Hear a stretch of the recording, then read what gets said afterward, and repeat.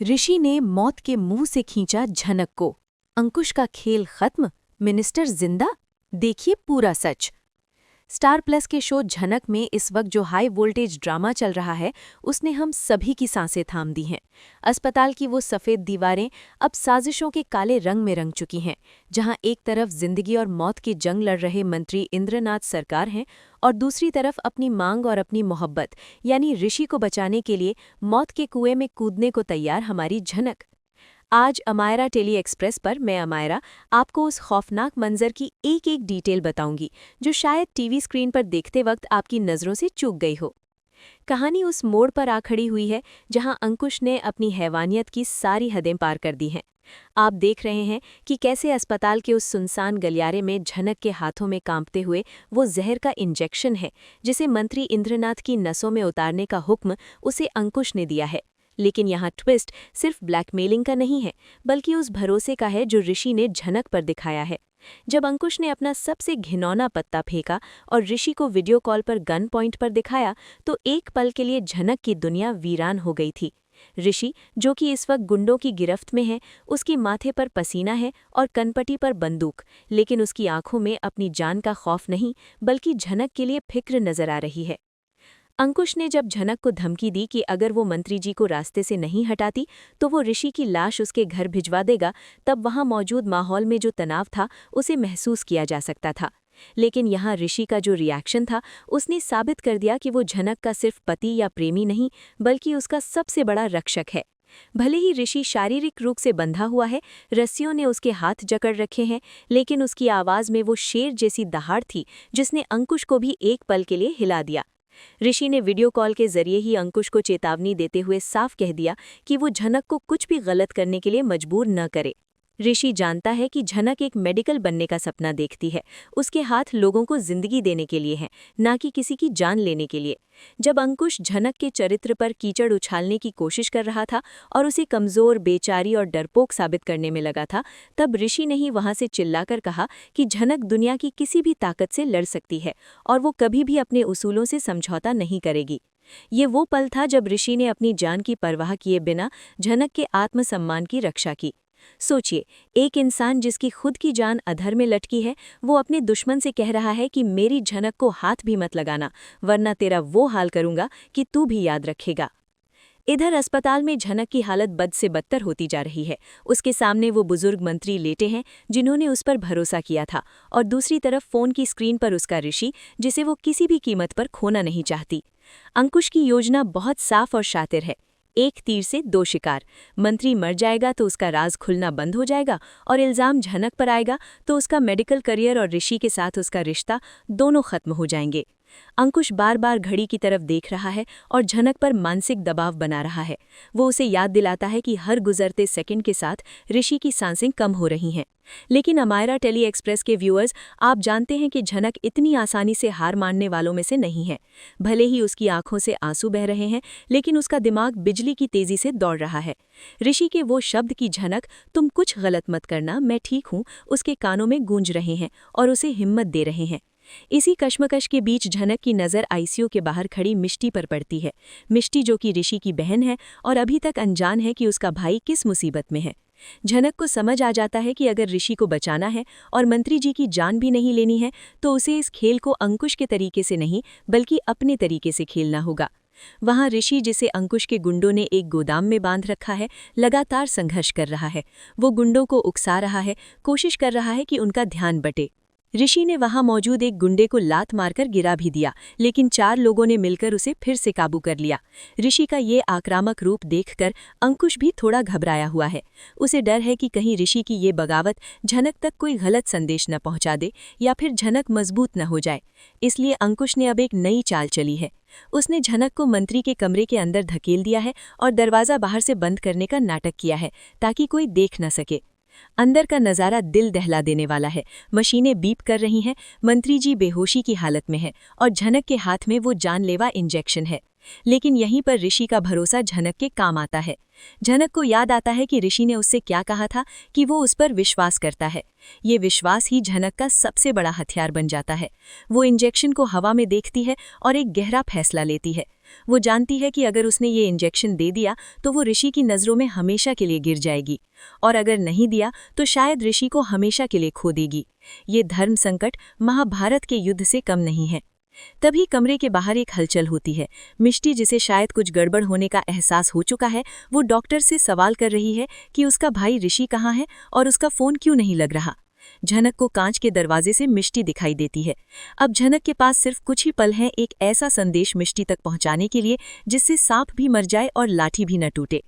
मैं अमायरा आपको बता दूं कि आने वाले सीन्स में आप देखेंगे कि कैसे झनक एक मेडिकल रिपोर्ट के पीछे एक खुफिया संदेश लिखने की कोशिश करती है, जबकि सीसीटीवी कैमरा सीधे उस पर लगा हुआ है।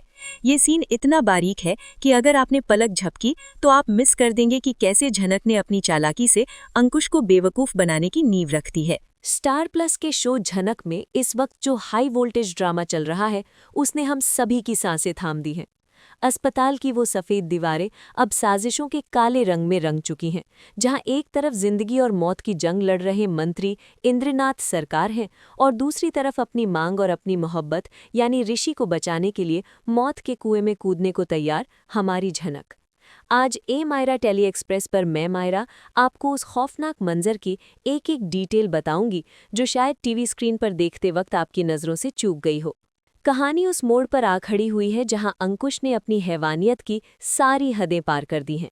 आप देख रहे हैं कि कैसे अस्पताल के उस सुनसान गलियारे में झनक के हाथों में कांपते हुए वो जहर का इंजेक्शन है जिसे मंत्री इंद्रनाथ की नसों में उतारने का हुक्म उसे अंकुश ने दिया है। लेकिन यहाँ ट्विस्ट सिर्फ ब्लैकमेलिंग का नहीं है, बल्कि उस भरोसे का है जो ऋषि ने झनक पर दिखाया है। जब अंकुश ने अपना सबसे घिनौना पत्ता फेंका और ऋषि को वीडियो कॉल पर गन पॉइंट पर दिखाया तो एक पल के लिए झनक की दुनिया वीरान हो गई थी। ऋषि, जो कि इस वक्त गुंडों की गिरफ्त में है, उसके माथे पर पसीना है और कनपटी पर बंदूक, लेकिन उसकी आंखों में अपनी जान का खौफ नहीं बल्कि झनक के लिए फिक्र नजर आ रही है।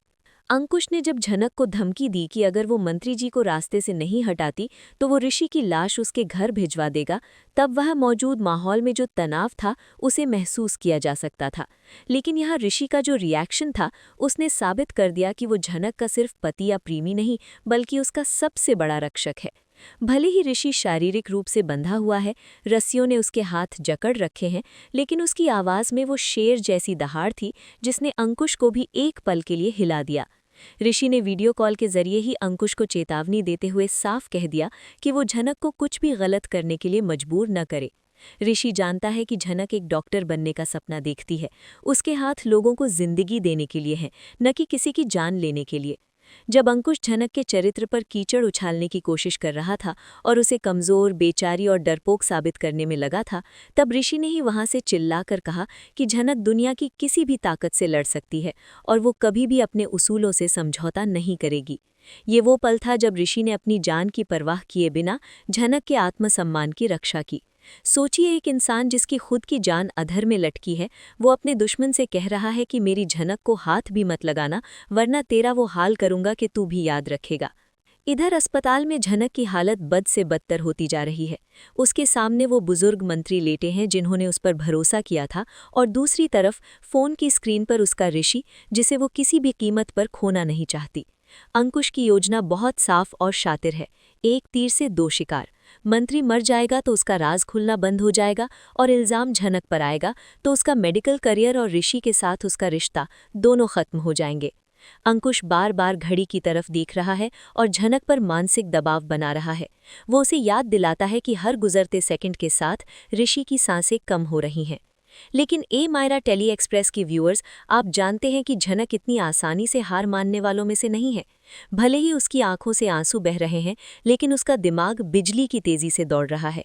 ऋषि के वो शब्द कि झनक तुम कुछ गलत मत करना, मैं ठीक हूँ, उसके कानों में गूंज रहे हैं और उसे हिम्मत दे रहे हैं। इसी कश्मकश के बीच झनक की नज़र आईसीयू के बाहर खड़ी मिष्टी पर पड़ती है। मिष्टी, जो कि ऋषि की बहन है और अभी तक अनजान है कि उसका भाई किस मुसीबत में है। झनक को समझ आ जाता है कि अगर ऋषि को बचाना है और मंत्री जी की जान भी नहीं लेनी है तो उसे इस खेल को अंकुश के तरीके से नहीं बल्कि अपने तरीके से खेलना होगा। वहाँ ऋषि, जिसे अंकुश के गुंडों ने एक गोदाम में बांध रखा है, लगातार संघर्ष कर रहा है। वो गुंडों को उकसा रहा है, कोशिश कर रहा है कि उनका ध्यान बटे। ऋषि ने वहां मौजूद एक गुंडे को लात मारकर गिरा भी दिया, लेकिन 4 लोगों ने मिलकर उसे फिर से काबू कर लिया। ऋषि का ये आक्रामक रूप देखकर अंकुश भी थोड़ा घबराया हुआ है। उसे डर है कि कहीं ऋषि की ये बगावत झनक तक कोई गलत संदेश न पहुंचा दे या फिर झनक मजबूत न हो जाए। इसलिए अंकुश ने अब एक नई चाल चली है। उसने झनक को मंत्री के कमरे के अंदर धकेल दिया है और दरवाजा बाहर से बंद करने का नाटक किया है ताकि कोई देख न सके। अंदर का नज़ारा दिल दहला देने वाला है। मशीनें बीप कर रही हैं, मंत्री जी बेहोशी की हालत में हैं और झनक के हाथ में वो जानलेवा इंजेक्शन है। लेकिन यहीं पर ऋषि का भरोसा झनक के काम आता है। झनक को याद आता है कि ऋषि ने उससे क्या कहा था कि वो उस पर विश्वास करता है। ये विश्वास ही झनक का सबसे बड़ा हथियार बन जाता है। वो इंजेक्शन को हवा में देखती है और एक गहरा फैसला लेती है। वो जानती है कि अगर उसने ये इंजेक्शन दे दिया तो वो ऋषि की नज़रों में हमेशा के लिए गिर जाएगी, और अगर नहीं दिया तो शायद ऋषि को हमेशा के लिए खो देगी। ये धर्म संकट महाभारत के युद्ध से कम नहीं है। तभी कमरे के बाहर एक हलचल होती है। मिष्टी, जिसे शायद कुछ गड़बड़ होने का एहसास हो चुका है, वो डॉक्टर से सवाल कर रही है कि उसका भाई ऋषि कहाँ है और उसका फ़ोन क्यों नहीं लग रहा। झनक को कांच के दरवाजे से मिष्टी दिखाई देती है। अब झनक के पास सिर्फ कुछ ही पल है, एक ऐसा संदेश मिष्टी तक पहुंचाने के लिए जिससे सांप भी मर जाए और लाठी भी न टूटे। मैं मायरा आपको बता दूं कि आने वाले सीन्स में आप देखेंगे कि कैसे झनक एक मेडिकल रिपोर्ट के पीछे एक खुफिया संदेश लिखने की कोशिश करती है, जबकि सीसीटीवी कैमरा सीधे उस पर लगा हुआ है। यह सीन इतना बारीक है कि अगर आपने पलक झपकाई तो आप मिस कर जाएंगे कि कैसे झनक ने अपनी चालाकी से अंकुश को बेवकूफ़ के लिए काम कर रहे हो वो एक नंबर का कायर है। जो आदमी अपनी दुश्मनी निकालने के लिए एक निहत्थी औरत को ब्लैकमेल कर रहा है, वो मुसीबत आने पर तुम लोगों को भी कुत्तों के आगे डालने में एक पल नहीं लगाएगा। ऋषि की आवाज में वो कड़कपन था जिसने गोदाम में सन्नाटा पसार दिया। गुंडे एक पल के लिए एक दूसरे का मुंह देखने लगे और यही वो डर था जो ऋषि उन सब की आंखों में देखना चाहता था। अंकुश, जो अब तक अपनी जीत के नशे में चूर था, ऋषि की बातों से तिलमिला उठा। उसे एहसास हो गया कि ऋषि भले ही बंधा हुआ है, लेकिन वो बातों से बाजी पलट सकता है। गुस्से में आकर अंकुश ने ऋषि के मुंह पर एक टेप चिपका दिया और फोन का कैमरा बंद कर दिया। स्क्रीन ब्लैक होते ही अस्पताल में खड़ी झनक का दिल बैठ गया। अब तक वो ऋषि को देख पा रही थी, उसे पता था कि वो जिंदा है, लेकिन अब संपर्क टूट चुका था। ये वो पल था जब AM वायरा टेली एक्सप्रेस के व्यूअर्स, किसी भी आम इंसान का हौसला टूट जाता। लेकिन झनक ने अपनी आंसुओं को पोंछा और अपने चेहरे पर एक सख्त नकाब ओढ़ लिया। उसे पता था कि अंकुश के जासूस अभी भी अस्पताल के कोने कोने में फैले हुए हैं और उसकी हर हरकत पर नजर रख रहे हैं। झनक ने एक लंबी सांस ली और ICU का दरवाज़ा खोला। बाहर आते ही उसने जोर जोर से रोने का नाटक शुरू कर दिया, जैसे कि अंदर कुछ बहुत बुरा हो गया हो। उसकी आवाज़ सुनकर डॉक्टर्स और नर्सों की टीम अंदर भागी। मिष्टी, जो बाहर बैठी थी, वो भी घबराकर झनक की तरफ दौड़ी। मिष्टी ने झनक के कंधों को पकड़कर झिंझोड़ा और पूछा, झनक क्या हुआ? मंत्री जी ठीक तो हैं? और ऋषि भाई कहाँ हैं? तुम कुछ बोल क्यों नहीं रही? झनक के लिए ये सबसे मुश्किल घड़ी थी। वो अपनी ननद, जिसे वो बहन मानती है, उसे गले लगाकर सब कुछ सच बता देना चाहती थी, लेकिन वो जानती थी कि अगर उसने ऐसा किया तो अंकुश को खबर लग जाएगी। इसलिए झनक ने एक बहुत बड़ा रिस्क लिया। उसने झटके से मिष्टी का हाथ अपने कंधे से हटाया और उसे गुस्से से घूरते हुए कहा, हटो यहाँ से मिष्टी, मुझे नहीं पता तुम्हारा भाई कहाँ है, मुझे बस यहाँ से जाना है। ये कहते वक्त झनक ने जानबूझकर मिष्टी से थोड़ा धक्का मुक्की की, लेकिन मैं मायरा आपको बता दूं कि इस धक्का मुक्की के बीच ही झनक ने अपनी हथेली में छिपा वो छोटा सा कागज का टुकड़ा, जिस पर उसने लिपस्टिक से एक कोडवर्ड लिखा था, बड़ी चालाकी से मिष्टी की घड़ी के पट्टे में फंसा दिया या उसके हाथ में दबा दिया। ये सब इतनी फुर्ती से हुआ कि दूर खड़े अंकुश के आदमी को लगा कि झनक सिर्फ बदतमीजी कर रही है। मिष्टी पहले तो झनक के इस व्यवहार से हैरान रह गई। उसे लगा कि झनक बदल गई है, लेकिन जैसे ही उसकी मुट्ठी में वो कागज आया, उसकी आंखों में एक चमक आ गई। मिष्टी समझदार है, उसने तुरंत भांप लिया कि ये गुस्सा असली नहीं है, बल्कि ये कोई इशारा है। उसने बिना कागज को खोले अपनी जेब में डाल लिया और झनक पर चिल्लाने का नाटक करने लगी ताकि किसी को शक ना हो। उधर गोदाम में ऋषि अब आर पार की लड़ाई के मूड में आ चुका था। जब अंकुश ने कॉल काटा तो उसने अनजाने में अपना फ़ोन पास की एक मेज़ पर ही छोड़ दिया था। ऋषि की नज़रें उस मेज़ पर रखी एक पुरानी जंग लगी कील पर पड़ी, जो लकड़ी से थोड़ी बाहर निकली हुई थी। ऋषि ने धीरे धीरे अपनी कुर्सी को खिसकाना शुरू किया। गुंडे ताश खेलने और शराब पीने में मशगूल हो गए थे, क्योंकि उन्हें लगा कि अब तो काम हो गया है और बॉस खुश हैं। रस्सियों की रगड़ से ऋषि की कलाइयां बुरी तरह जल रही थी, लेकिन उसका पूरा ध्यान उस कील तक पहुंचने में था। उसे बस एक मौका चाहिए था। तभी अंकुश का फ़ोन बजा। ये अस्पताल से उसके आदमी का फ़ोन था। अंकुश ने फ़ोन उठाया और पूछा, काम हो गया? उधर से जासूस ने बताया, हाँ बॉस, अंदर डॉक्टर्स की भागदौड़ मची है, मशीनें शोर कर रही हैं और झनक रोते हुए बाहर आई है। लगता है मंत्री नहीं बचा। ये सुनकर अंकुश ने एक शैतानी हंसी हंसी और ऋषि की तरफ मुड़कर बोला, सुन लिया ऋषि, तेरी झनक ने आखिरकार अपने प्यार को बचाने के लिए मंत्री की बलि चढ़ा ही दी। अब वो खूनी बन चुकी है। ऋषि ने जब ये सुना तो उसकी आंखों में गुस्सा नहीं बल्कि एक अजीब सा सुकून था, क्योंकि ऋषि झनक को जानता है। उसे यकीन था कि अगर झनक रो रही है और शोर मच रहा है तो ज़रूर उसने कोई खेल खेला है। झनक कभी किसी की जान नहीं ले सकती, ये बात ऋषि से बेहतर कोई नहीं जानता। इस खबर ने ऋषि को एक नई ताकत दे दी। ऋषि ने अपनी पूरी जान लगाकर रस्सियों को उस कील पर रगड़ना शुरू किया। एक धागा टूटा, फिर दूसरा। उसकी कलाई से खून बहकर फर्श पर गिरने लगा, लेकिन ऋषि रुका नहीं। इधर अस्पताल में डॉक्टर्स बाहर आए और उन्होंने सिर झुका लिया। ये सब झनक की प्लानिंग का हिस्सा था या वाकई मंत्री जी को कुछ हो गया था? दरअसल झनक ने मंत्री जी को जो इंजेक्शन नहीं दिया था उसकी वजह से उनकी हालत स्थिर थी, लेकिन झनक ने मशीनों के प्लग को थोड़ा ढीला कर दिया था, जिससे मॉनिटर पर गलत रीडिंग आने लगी थी। डॉक्टर्स को कंफ्यूज करने के लिए उसने दवाई की शीशियां बदल दी थी। डॉक्टर्स अभी भी समझ नहीं पा रहे थे कि अचानक मंत्री जी की धड़कनें मशीन पर क्यों नहीं दिख रही हैं, जबकि नब्ज चल रही है। अस्पताल के बाहर निकलकर झनक पागलों की तरह सड़क पर भागने लगी। उसे पता था कि अंकुश अब उसे ऋषि की लोकेशन नहीं बताएगा, क्योंकि उसका काम निकल चुका है। अब अंकुश का अगला कदम होगा झनक और ऋषि दोनों को खत्म करना, ताकि कोई सबूत न बचे। झनक सड़क पर दौड़ रही थी, उसकी सांसें फूल रही थीं और पीछे काली गाड़ी धीरे धीरे उसका पीछा कर रही थी। ये वही गुंडे थे जिन्हें अंकुश ने झनक को ठिकाने लगाने के लिए भेजा था। झनक एक सुनसान गली में मुड़ गई। वो जानती थी कि उसे पुलिस के पास जाने का मौका नहीं मिलेगा, क्योंकि पुलिस में भी अंकुश के लोग हो सकते हैं। उसे अब खुद ही ऋषि को ढूंढना था। तभी मिष्टी ने वो कागज़ खोला। उसमें कोई पता नहीं लिखा था, बल्कि एक कार का नंबर और एक जगह का हिंट लिखा था, पुराना जूट मिल, लाल मिट्टी। मिष्टी को याद आया कि बचपन में वो और ऋषि अक्सर जिस पुराने रास्ते से गुजरते थे, वहाँ एक बंद पड़ी मिल थी। मिष्टी ने बिना समय गंवाए अनिरुद्ध, अगर शो में अनिरुद्ध का किरदार उस वक्त मौजूद है या कोई और सहयोगी, को कॉल किया और पुलिस कमिश्नर को भी इन्फॉर्म करने का फैसला किया, लेकिन एक अलग नंबर से, ताकि कॉल ट्रेस ना हो। वापस गोदाम में ऋषि की रस्सियां अब काफ़ी ढीली हो चुकी थीं। जैसे ही एक गुंडा उसके पास आया ये देखने कि वो क्या कर रहा है, ऋषि ने अचानक फुर्ती से उठकर अपना सिर उस गुंडे की नाक पर दे मारा। गुंडा चीखता हुआ पीछे गिरा। ऋषि के हाथ खुल चुके थे। अब वो ऋषि नहीं बल्कि एक घायल शेर था, जो अपनी शेरनी को बचाने के लिए किसी भी हद तक जा सकता था। उसने मेज पर रखा कांच का गिलास फोड़ा और उसका एक टुकड़ा हाथ में लेकर बाकी 3 गुंडों के सामने खड़ा हो गया। मैंने कहा था ना अंकुश, ऋषि ने हाँफते हुए कहा, हालांकि अंकुश वहां से बाहर जा चुका था, कि मेरा वक्त भी आएगा। अब कहानी 2 तरफा एक्शन में बदल चुकी है। एक तरफ झनक उस सुनसान गली में उन गुंडों से बचने के लिए छिप रही है, और गोदाम में अब मंजर पूरी तरह बदल चुका है। ऋषि, जिसे कुछ देर पहले तक उन गुंडों ने बेबस समझ रखा था, अब उन पर कहर बनकर टूट पड़ा है। उसके हाथ से खून बह रहा है, लेकिन उस दर्द ने उसके गुस्से को और बढ़ा दिया है। एक गुंडे ने पीछे से ऋषि पर लोहे की रॉड से वार करने की कोशिश की, लेकिन ऋषि ने वक्त रहते झुककर वार को खाली जाने दिया और पलटकर इतनी जोर का घूंसा मारा कि वो गुंडा वहीं ढेर हो गया। बाकी बचे 2 गुंडे अपनी जान बचाकर भागने लगे।